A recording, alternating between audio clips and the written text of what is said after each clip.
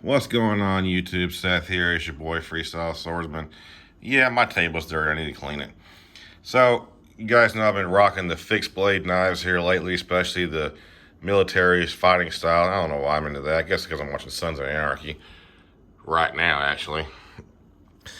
But, Jax carries a KBar USMC. I don't have that knife, but I've been playing around with others that are close to it and are decent in price. I do have a KBar modified Tanto coming, and I had a feeling that thing's going to be an absolute beast of a blade. It's more expensive than the USMC. It's longer, it's sharper, and it's more up to date than the old USMC. But that aside, let's get into the Smith & Wesson Special Ops Survival Knife. It's about 5 inches of blades, 420HC. The heat treat, from what I could tell, is pretty damn good. You have a hammer pommel. You got rubberized grips. It's bolted on right there, and I'm assuming that's for the pommel right there. Rubber feels really good. Your crossbar is up. It has a comfortable, there's places for your fingers. If your hands get wet, which mine are kind of slippery right now, I have some catfish, so I'm kind of sweating a little bit. You got fuller on both sides. You got a serration for sawing on the back, cutting through branches and rope and shit. And then you have this very, very finely ground out edge. It's almost a convex edge, almost like a katana almost. And this thing came scary sharp. I went to Academy and bought it. I saw it the other day when I got the other couple of knives I bought, and I wanted this one. And I was going to grab this one over the Ontario, but I was like, no, they only got one Ontario left, so I'll get that one.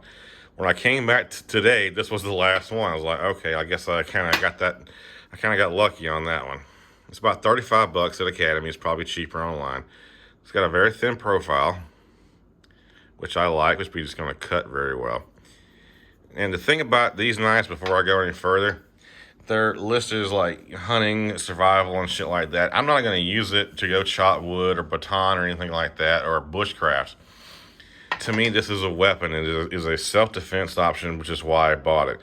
I'm not going to go camp out in the woods, and do other shit other than protect myself with this knife. So, anywho, back to the knife. You got black coating on the blade, which makes it, hard to see in the dark or even in the light.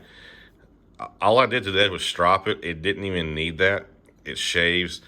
I sat in the car in my Camaro and I shaved the receipt from Academy. It just went clean. Good to go. And it's, like I said, about 35 bucks. You can't beat it. 5-inch blade. I want to say the handle is 6 inches. And the knife it's a great option. It's a good thing to have on in your collection. You want to carry it if you got a permit to carry weapons. It's kind of intimidating seeing it on the side of someone's hip.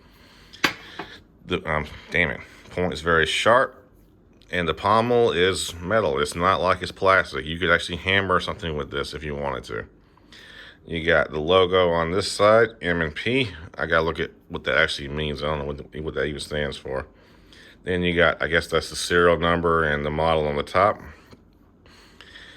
And that's pretty much about all you can say about this one as far as the knife goes. Let's move on to the sheath. I see a lot of reviewers do the sheath first or in the sheath. I know you guys want to see the knife first, because that's how I'm almost like, just show me the knife, show me the knife. So onto the sheath. And the sheath is kind of where it falls short with a lot of these budget knives. Now the bottom part is done very well. It's not, I don't think it's Kydex, but it is hard plastic. It's made to fit the knife very well. You have all these slots and holes for, molly gear and whatever. Then you got nylon, you got a belt loop. This does unsnap. And I really wish it was a retention sheath. Like you stick it in here and it grips some kind of way, and then you have to pull it out with force, rather than the snap, because the snap does not fit very well. You have to actually pull the knife out to where it has like this exposed rather than this, so the blade's kind of showing probably from the blunt part here back.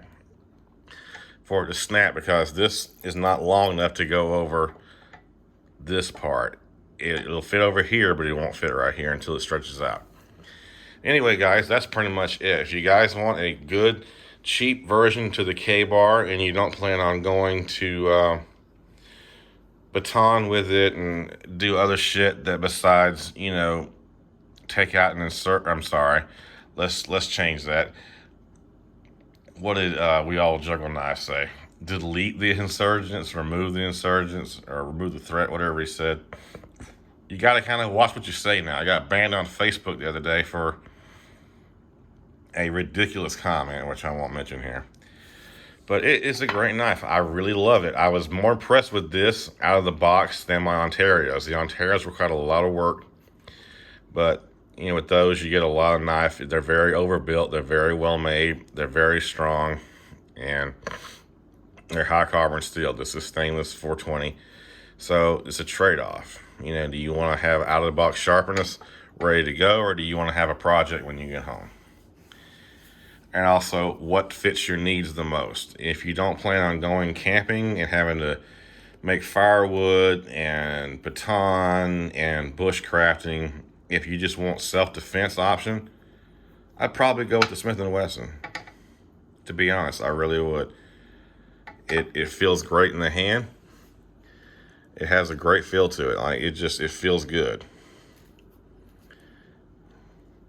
Feels really good in the hand. Anyway, it's a great option. Good budget knife. They're not going to stop making them anytime soon. So even if you wear it out, you end up breaking it somehow or whatever, you know, you can go buy another one. They're kind of like disposable almost. Mine, I'm going to carry mine as an everyday carry option, you know, self-defense. And I'll probably have it for a very, very long time. And the thing about these knives, you guys got to understand, these reviews you see of these guys destroying these, and they're like, oh, it's junk. They're pushing the knife past what it was meant to do. It's got this on this saw wood, and you know, and through seat belts or rope or whatever. That's fine. You got the sharp edge to cut things. That's fine. But to take wood and bash it into other wood, I've seen one guy have a throwing knife video of it. And, you know, what do you guys expect to happen? You're not using it for its intended purposes. And one of the guys in the comments on the throwing knife video is like, well, if I take my Glock and I throw it at a concrete wall, it's going to probably break too. So use the right tool for the right job. If you want a bushcrafting knife, get a bushcrafting knife. If you want an axe to chop wood, get an axe to chop wood. It's not what this is meant for. So, great knife. I like it. It's a good option. $35, can't beat it. Peace and say my name. We'll see you next time.